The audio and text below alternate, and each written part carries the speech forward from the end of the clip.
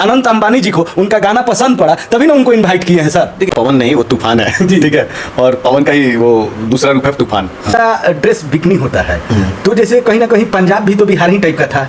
पंजाब ये तो कोई मुंबई नहीं है, वहाँ पर पैंटी ब्रा में शूट करते हैं लोग, तो उस गाना को क्यों इतना ज़्यादा लोग मानते हैं? और हमारे भोजपुरी में अगर कोई भी एक छोटा कपड़ा में शूट कर दिया तो उस सिंगर के घर पे जाके उसको इतना टॉर्चर करना, उसके साथ से लड़ रहे थे और इनको इनविटेशन मिला, तो ये तो हम गाना तो बहुत लोग गाते हैं भोजपुरी में, अपने नाम के आगे सुपर स्टार भी लगाते हैं, लेकिन पावर स्टार जो लगाते हैं वो सही में पावर हाउस है।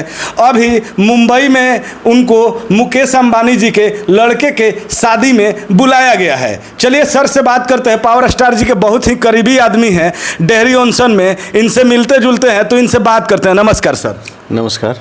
अभी पावर स्टार जो कर दिए हैं, जैसे बोलते हैं कि पहला बार मैंने ये किया, पहला बार वो किया, तो पहले बार ही उनको इनवाइट भी मिला है जो भारत के उद्योगपति नंबर 1 माने जाते हैं एशिया के, तो उनके घर से इनविटेशन आया है पावर स्टार जी को। क्या बोलना चाहते हैं इस पर?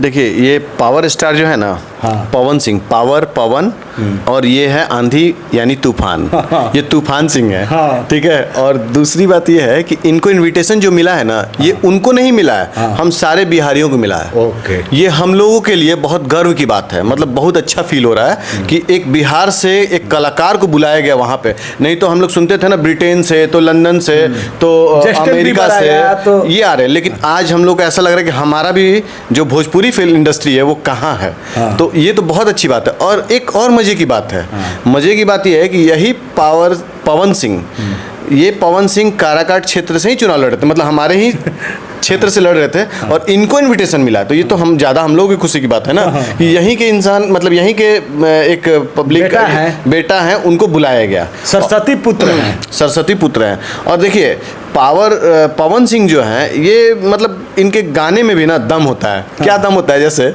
आप देखिए इतना लोग गाना गाया, लेकिन सबसे ज़्यादा फेमस गाना कौन सा हुआ कश्मीर पे? दूध मांगोगे खीर देंगे, कश्मीर मांगोगे चीर देंगे। मैं तो बोलूँगा ना, ये अभी कश्मीर पे तो ऐसा बोले है ना, अब ये बंगाल पे भी बोले, बंगाल पे भी गाना गाए, क्योंकि बंगाल का भी स्थिति ठीक नहीं है। लेकिन ये गाना बहुत हिट होता है, मज़ा आता है जब बजता है, ये तो अच्छा लगता है। मतलब पाकिस्तानियों के लिए ये गाना गा दिए, एक बिहार का लड़का, जिगर के टुकड़ा, बताइए। अब ये सब गाना जो वो गाते हैं ना, तो मज़ा आता है। उनका कोई भी सर गाना, उनको लोग सरस्वती पुत्र भी बोलते हैं। कहीं ना कहीं अनंत अंबानी जी को उनका गाना पसंद पड़ा, तभी ना उनको इनवाइट किए हैं सर। देखिए गाना पसंद होना तो एक दूसरा चीज़ है, वो तो फैंस होते हैं, लेकिन इनविटेशन देने का मतलब कि उनके नज़र में उनका वैल्यू है, उनको वो जानते हैं, पहचानते हैं, और उनको वो चाहते हैं कि वो यहाँ से मेरे पास आए। गाना तो पसंद मुझे भी है, लेकिन मैं नहीं ना बुला पाऊंगा, आप नहीं बुला पाएंगे, लेकिन वो बुला रहे हैं, मतलब कि उनका पर्सनल उनसे कुछ रिलेशंस है, जिसकी वजह से उन्होंने उनको बुलाया। और ये बहुत अच्छी बात है, बहुत अच्छा लगा कि एक बिहार के युवा नेता और युवा कलाकार जो ऐसा अच्छे गाना गाते हैं, तो उनको वहाँ बुलाया गया। और एक बात और मैं आपको बताना चाहता हूँ, इसमें एक बात नोट करिएगा।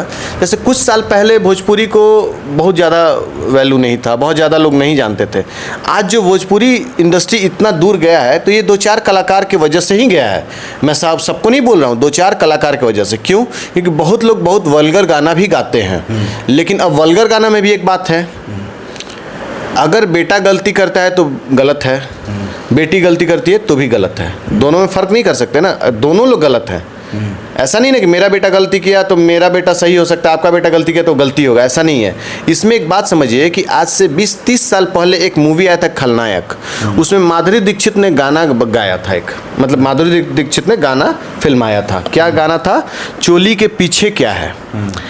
वो गाते हैं चोली के पीछे क्या है, तो हिट हो जाता है। और हमारे मनोज तिवारी या कोई भी कलाकार ऐसे गाना गाते हैं कि आवे के बा होली में चड्डी पहन के, तो वो खराब हो जाता है। ये कैसे हो सकता है?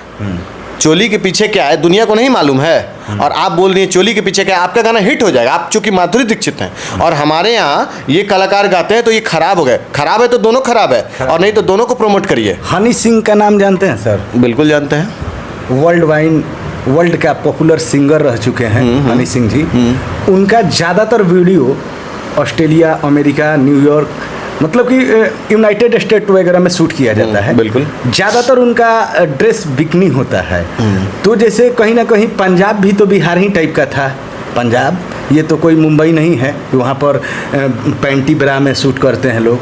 तो उस गाना को क्यों इतना ज़्यादा लोग मानते हैं, और हमारे भोजपुरी में अगर कोई भी एक छोटा कपड़ा में शूट कर दिया तो उस सिंगर के घर पे जाके उसको इतना टॉर्चर करना, उसके साथ इतना मतलब कि बदसलूकी करना। देखिए, थोड़ी देर पहले हम लोगों ने एक बात करा था कि ऐसा घटनाएं कुछ गलत घटनाएं हमारे समाज में होती है।